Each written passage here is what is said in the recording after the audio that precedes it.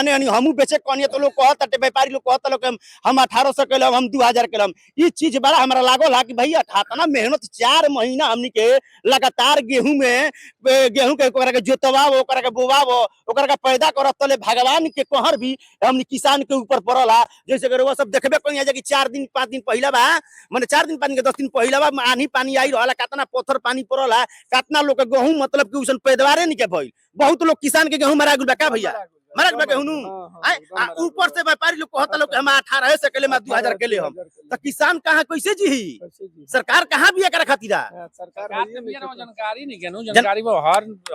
नमस्ते प्रणाम आदाब सत श्री अकाल गोड़ गोड़ लागतनी आप सबके भोजपुरी ब्लॉग में स्वागत बा। रउआ सबके बता दी कि रउआ सब हम अपना भोजपुरी ब्लॉग के माध्यम से हर कुछ दिखावे का प्रयास करना हर कुछ रउआ सबके दिखाई ना। तो जैसे कि हम बता दी कि देखिए अभी हम भूसा इधर रखले बानी ओइनी हम खेत से ए भैया खेत से ओइनी तो किसान लोग के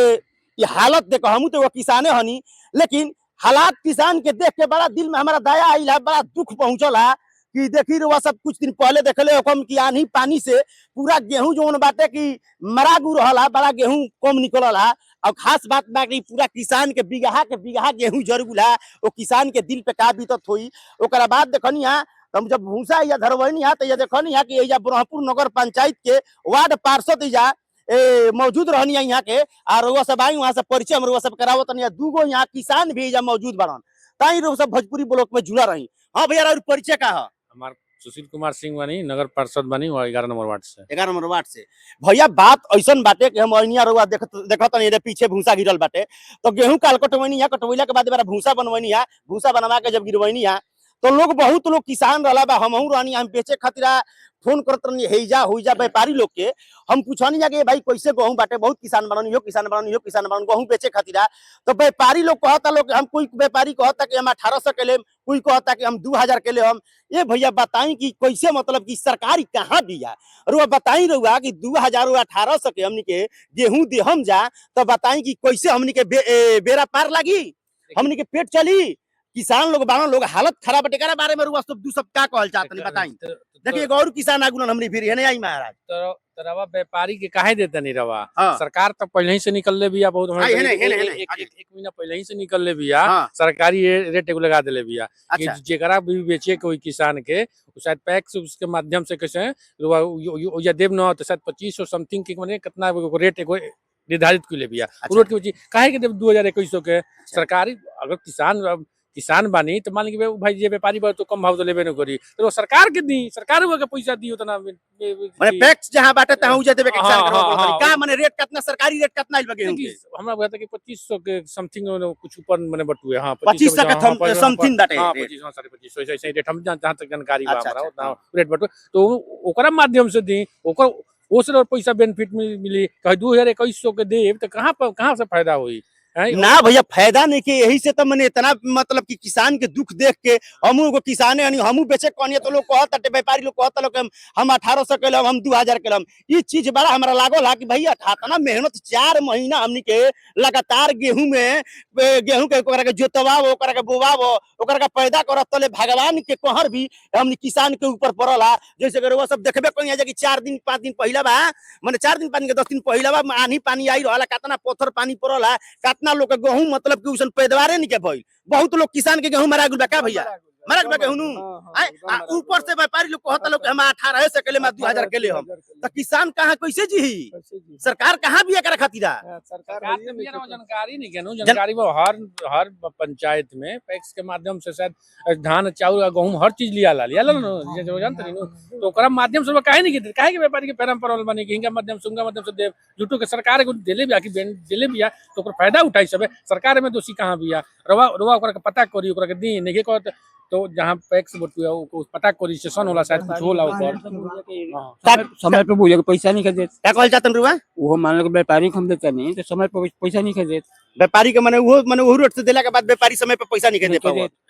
देखी तो रुआ का कहतनी माने बहुत ही किसान के केनियो से चारा चले वाला बाना इहो के बानी रुवा का कहल चाहतनी गेहूं बेचे खातिर कितना माने व्यापारी के कर पे कहत रह लेबे के 2000 1800 ही है। 2018 से कहताटे। देखी भैया बताइनी यहाँ के वार्ड पार्षद बानी, यहाँ के बताइनी यहाँ कि जितना भी किसान बाटे, किसान लोग बारन लोग, अगर हमारा भोजपुरी ब्लॉग के रउआ सब देखो तो यहाँ तो पूरा किसान से हम निहोरा प्रार्थना निवेदन करतनी कि जहाँ भी सरकारी रेट बाटे, सरकारी रेट के हिसाब से अपन जाके जहाँ फैक्स जहाँ बाटे सरकारी थी ओकरा माध्यम से अपन देवे के बाटे। अच्छा भैया को बात रुआ से हमरा मन में को सवाल चलत हटे कि अच्छा सरकारी रेट से भी मान ली कि हमनी के देत ही जाओ घर पूजा तो जा पैसा कितना दिन में मिलत हटे? मान ली कि हमनी के किसान के तो जानते बानी गेहूं इहे बाटे किसानी हमनी के पेट के जिया का हो देखिए तो में कुछ हमें समय लगेला 15-20 दिन 1 महीना समय लगे, 1 महीना ओकरा बाद पैसा हम बाकी हां समय लगेला बाकी टाइम पे पैसा मिल जाला, चेक मिल जाला, माने टाइम पे पैसा मिल जाला। लेकिन सरकारी वो तो ठीक है, समय पे बोले को पैसा मिल जाता है सरकारी रेट। हां सरकारी रेट बाकी एकरा में देता हम व्यापारी के तो आधा पैसा देता, आधा पैसा कहता कि 1 महीना के बाद या 15 दिन के बाद। उहे बात बोल तो चली देखी हां काहे ना देबो जा हम काहे न हो जाता सरकारी तो देखिए यार ब्रह्मपुर नगर पंचायत के वार्ड पार्षद यहाँ के बानी, बहुत ही सामाजिक सेवा करी ना, यहाँ समाज में बहुत ही प्रचलित बनी यहाँ के ब्रह्मपुर में। यहाँ के माध्यम से मालूम चलल, यहाँ के बतौनी हमारा के देखिए हमारा तो माथा बड़ा डिस्टर्ब रहला खेत से बहुत किसान लोग कहता कि बताओ ना रेटे नहीं खे, हमनी के का बेचम जा, हमनी के आज समय पे पैसा ना मिली। ए भैया ये गेहूं हमनी के बेचे नहीं जा तो हमनी के भूसा काटे वाला के गाड़ी वाला के देवे नहीं जा, हार्वेस्टर के देवे नहीं जा, पूरा किसान लोग, किसान के कोनो महीना तलब नहीं ना उठेला। ए भैया किसान के बड़ा समस्या के सामना करे के पड़ेला। एने रउआ सब देखबे कोने कि गेहूं जर गइल, एने भगवान एने देखन कि पानी पड़ला त गेहूं कितना मरा गइल, आ ऊपर से व्यापारी लोग कहतल कि 1800 केलम 2000 केलम। ई चीज हमरा बड़ा माने बाउर लागल है। यही से रुआ कहनी कि रुआ समाज में घूमत नहीं, रुआ जानत हो कम, ये से रुआ से कहनी कि अपना भोजपुरी ब्लॉग के माध्यम से पूरा किसान के रुआ बता दी कि सरकारी रेट 2500 से ऊपर के रेट खुलल बाटे। हर एक किसान के पास रुआ सबसे नहीं हो रहा बा कि वीडियो को शेयर करम कि हर एक किसान के पास वीडियो पहुंचे। अब 2500 से ऊपर के रेट खुलल बाटे और रुआ सब सरकारी रेट में बेचे के बाटे, कोनो व्यापारी के नहीं देवे के। जल्दी तनी 2-3 कष्ट करे के बाटे, का करम जब इतना किसान कष्ट करता तो थोड़ा सा भी कष्ट करे के बा, का कइल जाई। जोन पेट के सवाल भी हमनी के किसानी, हमनी के व्यवसाय बाटे ना, किसानी करम जा तो हमनी के खाइन जा कैसे, बाल बच्चा पढ़ी कैसे, हैं बड़ा समस्या बा भैया। वे जिया का बा हमनी के देखी, हमनी के मैल कोचाइल पहन के हाफ पैंट हमनी के किसान बन जाए भैया। हमनी के बड़ा माने हर एक समस्या के सामना करे के पड़ला, का हो। अब समय लागेला बाकी पैसा एकदम टाइम टू टाइम मिल जाला,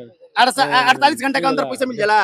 हां देले बा नियम हटे। अब नियम वाले तो हम नहीं जानते। देखी एगो भाई बारन पीछे कैमरामैन जोन बारन उ बता रहल बारन कि नियम बाटे कि सरकारी रेट से अगर रउआ गेहूं अनाज बेचो तनी तो 48 घंटा के अंदर पैसा देवे के ई प्रावधान बा ना जी। तो यहाँ के बतानी हमनी के तो जानकारी नहीं के, लेकिन चली भाई के बहुत बहुत धन्यवाद। हर एक किसान के इस समझ में आ जाए कि जोन सरकारी रेट से गेहूं बा कोनो अनाज बेचाई तो उ 48 घंटा के अंदर उ पैसा दे दी, लेकिन दी तब नु हां खाता में पैसा जाला डायरेक्ट। हां चेक से भी मिला, खत्म में आ जाला, अभी का सिस्टम बा वही घरी मिल जाला। अच्छा